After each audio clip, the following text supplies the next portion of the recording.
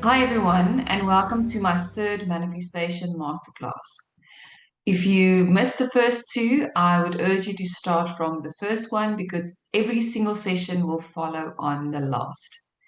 In our last session, I requested you to write down your goals and to write them in a very specific way. And I've also done my homework. So I have also printed them and laminated them. So I have my goal cards on my desk and I can read them every single day. To share a few with you is, for example, um, I'm calling in huge coaching and training projects where me and my team make a great impact on a large scale. And I also have one that um, I'm a powerful teacher that creates a shift in consciousness in every single person that listens to me speak. So, some of the things are affirmations and beliefs that I choose to hold and believe, and some are goals. And I have also printed them so it's nice, compact, and I can take them anywhere. So, I truly hope that you wrote down your beliefs. And the other task that you had was to realize or start noticing the feelings that comes up when you read your goals. So when you visualize your perfect life and you go through your goals, I wanted you to notice whether there's some resistance or some fear or some disbelief that comes up, and because that's very important. Today's session, I'm going to focus on dissecting beliefs to truly understand what beliefs are and why they have such a huge impact in our life and what can we do to start changing them. I'm going to then share a few slides with you to really get deeper into understanding the mechanics behind beliefs and what they actually are. Okay, now what is a belief?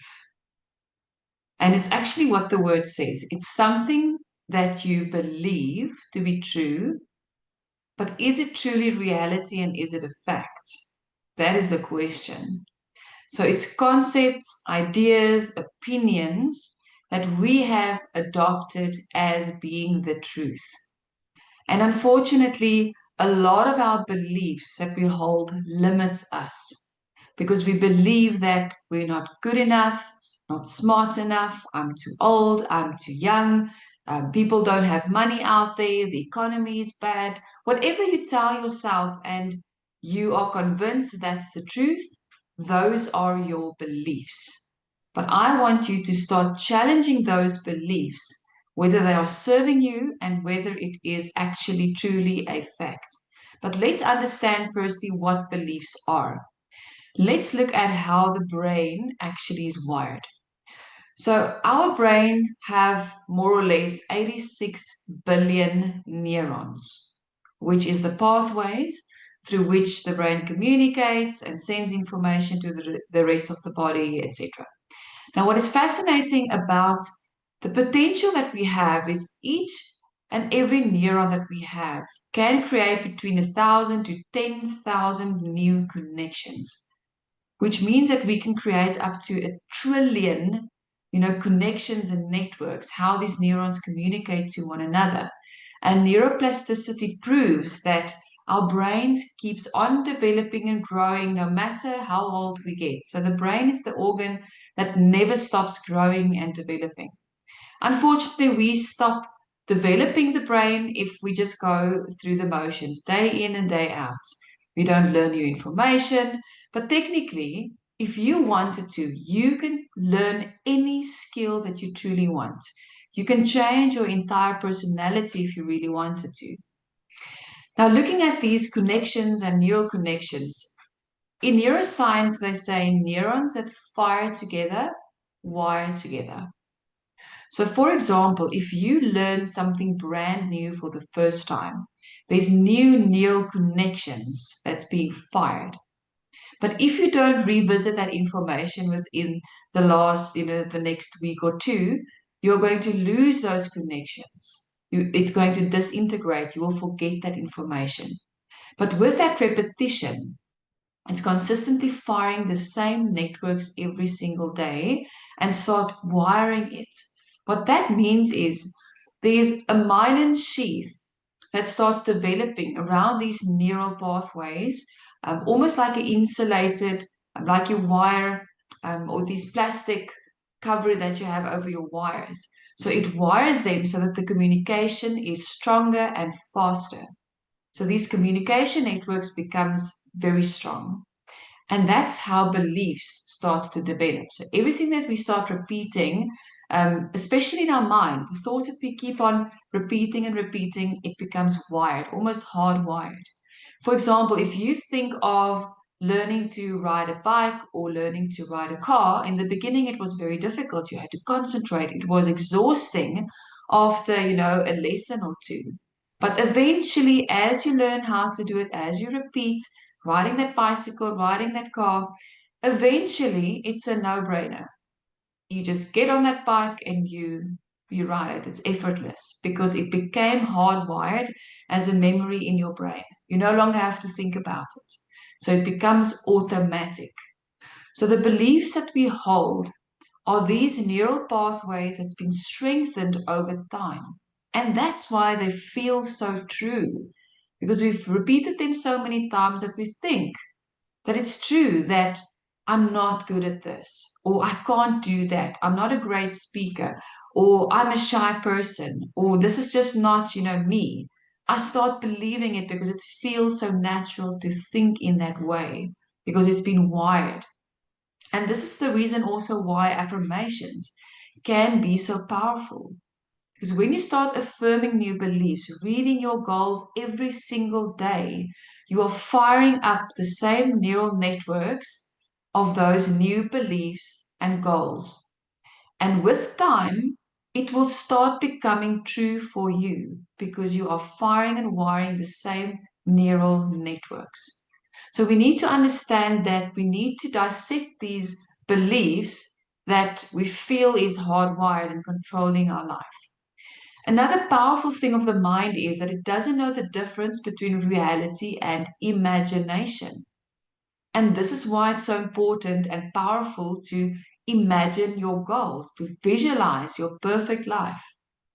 Because it's been proven so many times in different studies how the brain fires up exactly the same neural pathways when you are imagining doing something versus actually doing it. And the research studies is in specific, sports. It is with playing piano, muscle, building muscle, etc. There's many different, studies that proves this. If you want to go read up on that. But it's very important to know that whenever you visualize something, you are firing neural networks that supports that reality as if it is true. Unfortunately, we tend to use our imagination against us because we imagine the worst case scenario. What happens then? It starts triggering those thoughts that supports that vision. It starts creating the neural uh, pathways and the chemical, emotions that we feel based on that image. What if it goes wrong? And then we get anxious. Or we start thinking about the past, ruminating about things that happened in the past, and I feel guilty, beating myself up about things that happened in the past. The brain thinks it's real. I'm feeling those emotions that pulls me down once again.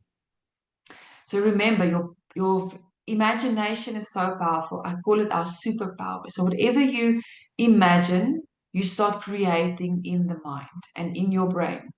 So keep that also in mind when you start rewiring this brain of ours. So why do we get so stuck? We get stuck in situations, we get stuck in a specific mindset or emotional state. Why does that happen? So these hardwired beliefs that we hold triggers certain thoughts. For example, if I have a core belief that I'm not good enough or I will never be good enough, whenever you do something, it will trigger thoughts like, I wonder what they thought about this.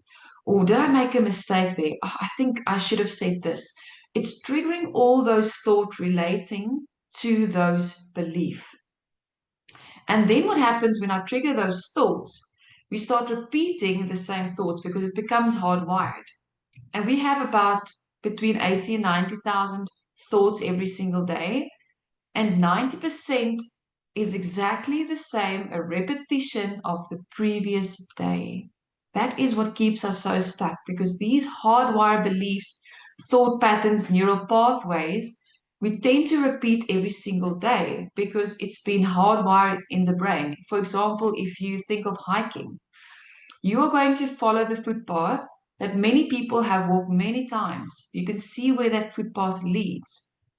You can, if you want, walk your own route, but tomorrow you're not going to find that exact same route again because it's going to take you many times to repeat that same route for it to become a new footpath. And that's the principle of the brain. It always follows the path of least resistance. So if I believe that I'm, terrible at public speaking, and someone gives me a compliment to say, wow, great speech, I won't accept that compliment because the brain will follow the path of least resistance. And that pathway says, you sucked. You're terrible. You can't speak well in front of people. So it will take that compliment and change it to fit into that pathway that is already existing. So the pathways and thinking patterns that we have is based on the past conditioning, past repetitions. So if I don't become aware of this and choose different thoughts and choose to focus on my goals and new beliefs, by default, I'm going to repeat the same thought patterns every day on autopilot. We don't become aware of, if we're not aware of this, we repeat that habits every single day. Joe Dispenza explains it so beautifully, and it makes so much sense if he says that every day you repeat the same behavior, the same personality. For example, if your alarm goes off, you will use the same hand to switch off your alarm. You'll get out of the same side of the bed as you do every single day. You'll put on your favorite slippers as you do every day, and you'll go and turn on the kettle or turn on the coffee machine, go to the bathroom, make your coffee, go back to bed. Whatever you repeat is a repetition every single day. And if we don't become aware and disrupting those patterns, we are living the same day every single day, which is quite scary. So it's very important to then choosing to think different, to do things differently so that your reality can start shifting. Now, the problem with thinking the same every day is those thoughts that we have based on the beliefs that we hold activates certain brain areas that releases neurochemicals, which is the emotions that we feel. So if I perhaps have stressful and worrisome thoughts every single day, starting to worry about money, worrying about the future, every single day I'm triggering the same thoughts, that's triggering the same feelings on repeat. For 1 week, 2 weeks, it becomes months. So now what happens is we are creating a familiarity within the body of what I feel like every day, whether it is anxious, feeling worried, feeling depressed, feeling sad, feeling down, whatever that feeling might be. And those same thoughts, same neural pathways that we run, same neurochemicals, feelings, I become in a comfort zone because the brain always craves familiarity. So it feels familiar and safe to feel anxious. And now I start repeating that same feeling every day and I get stuck in that emotional state. So remember that this is the way that biology works. It doesn't mean that it's set in stone because you have the power to change your biology. Just because this is the state that you might be in currently doesn't mean this is the state that you have to stay in for the rest of your life. You can change it. Even, in the Bible, it says, be transformed by renewing of your mind. So you can start changing your thoughts, changing your beliefs. You'll have different experiences, starting making different actions and choices, feeling differently, and changing your reality. But if you want to change your reality, you need to start with you, with your thoughts, with your beliefs. And you cannot change what you don't have awareness of.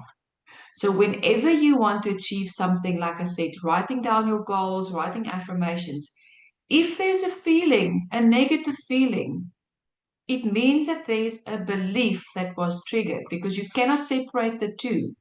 Your beliefs, these hardwired beliefs, triggers thoughts that triggers emotions. They are connected to one another.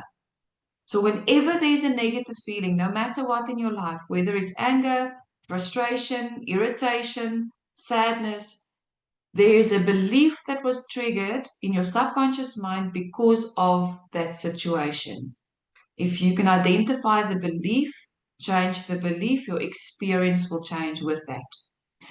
Now, if we go a bit deeper into our biology and how it changes our biology in our body, every single cell in our body have thousands of receptors around those cells. So just bear with me for a moment, because it's important to understand why our beliefs and our emotions can really,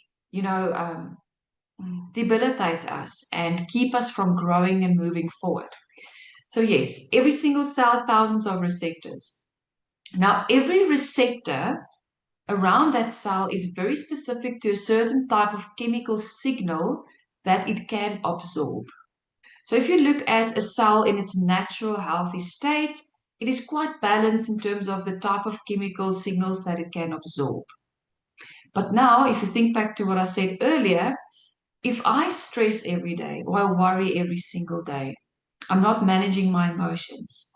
There's chemical signals in the brain that creates this chemical imbalance in our body that changes the chemical soup that our cells are bathed in on a daily basis.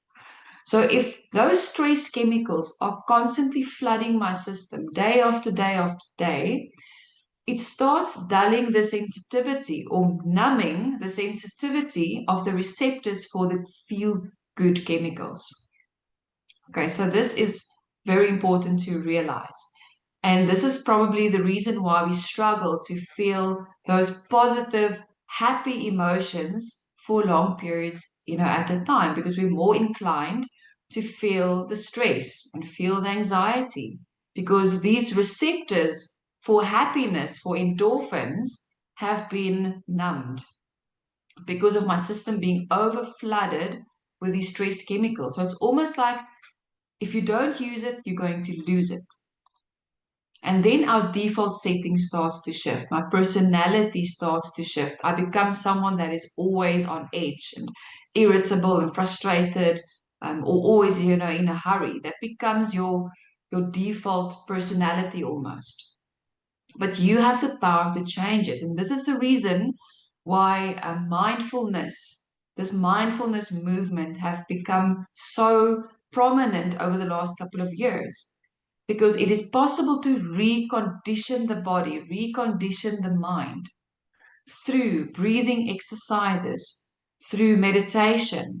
Another technique that I'll also share with you in a moment.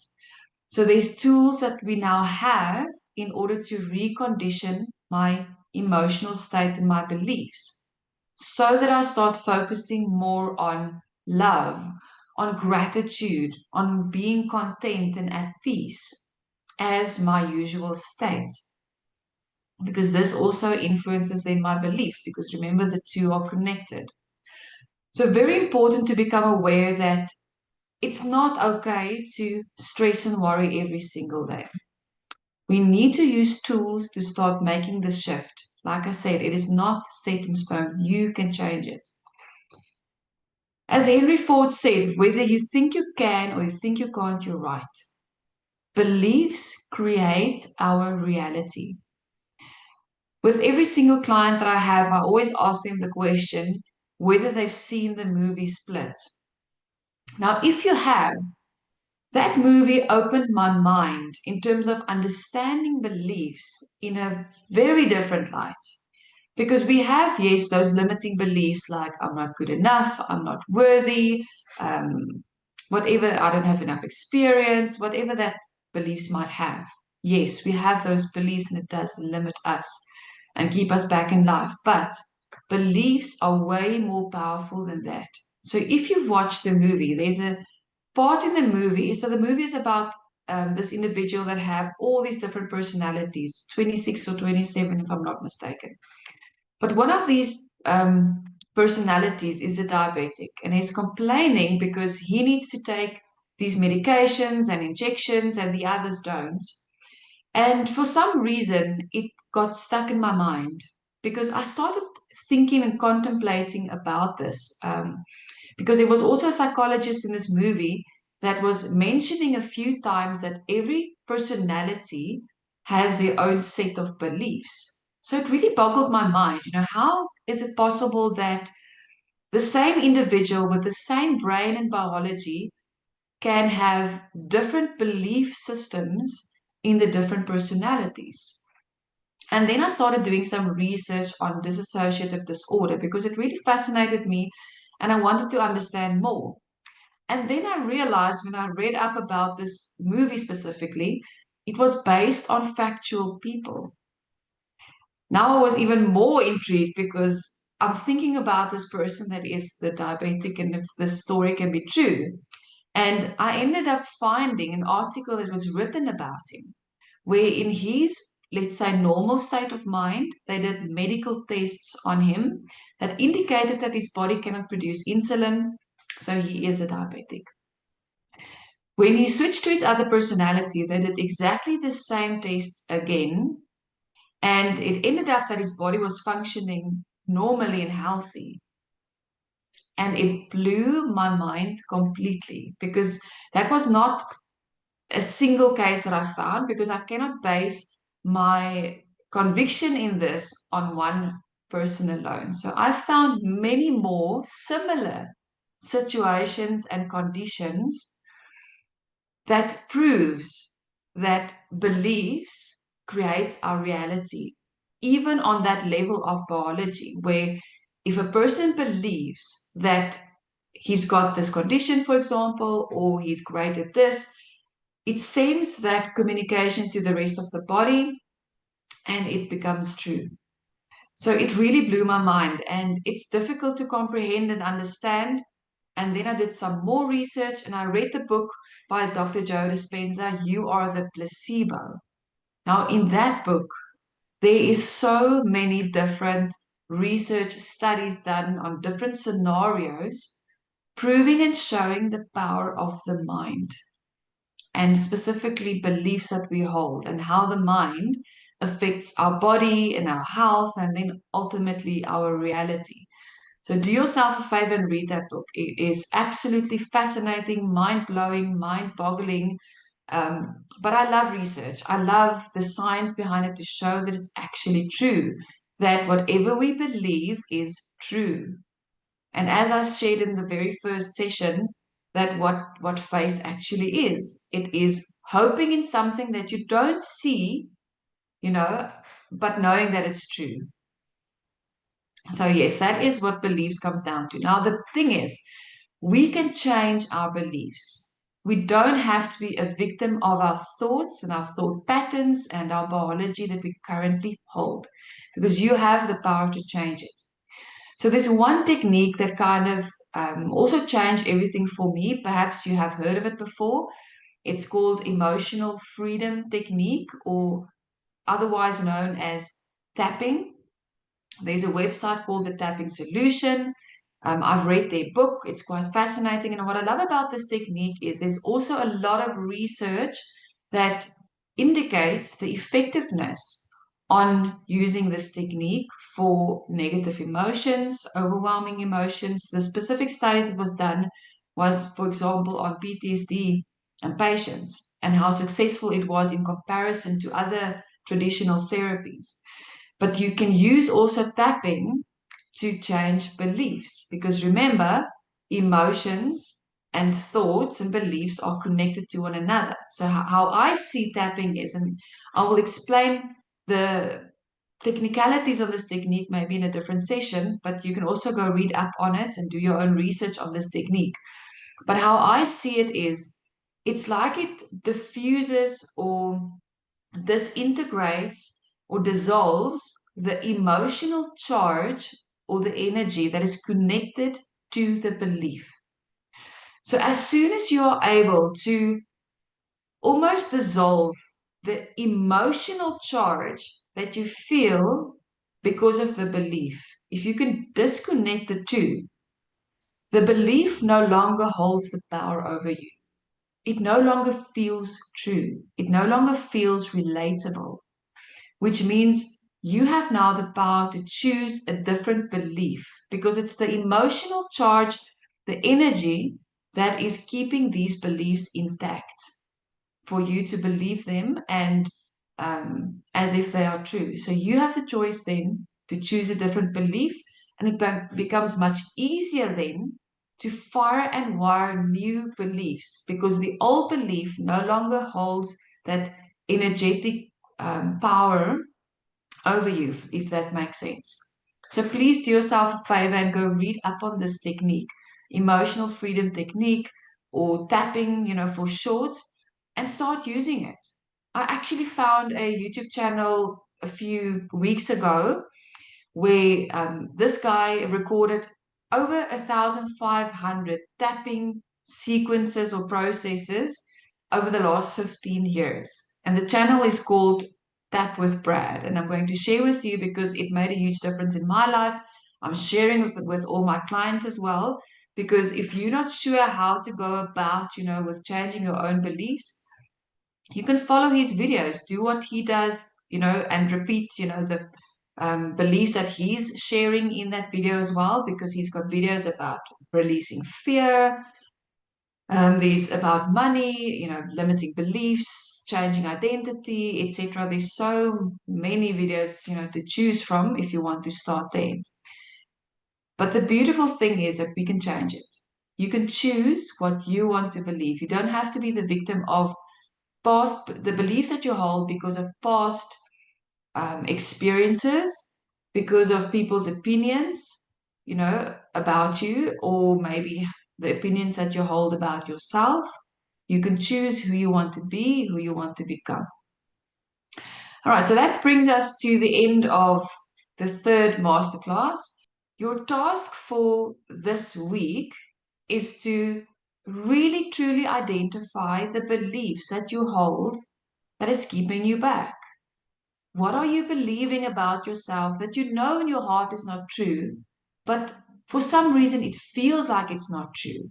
Like you're not meant for wellness, being rich is for special people, or people that are rich have it easy, or they are lucky, or I'm not good enough, or I don't have enough experience to start my own business, or whatever that might be. Go and identify what those beliefs are and start questioning them. And also write down, what would you rather choose to believe? What empowering beliefs will support your growth? What will support your success? And go and write them down. And find a technique like tapping to start shifting those beliefs, to start changing them. Because your life will not change if you don't change your beliefs. Okay. So I look forward to seeing you again in my next session next week, Thursday. Good luck with this week. And I look forward to sharing what I've also learned and what I've done in the next week. Okay. Cheers for now. Bye.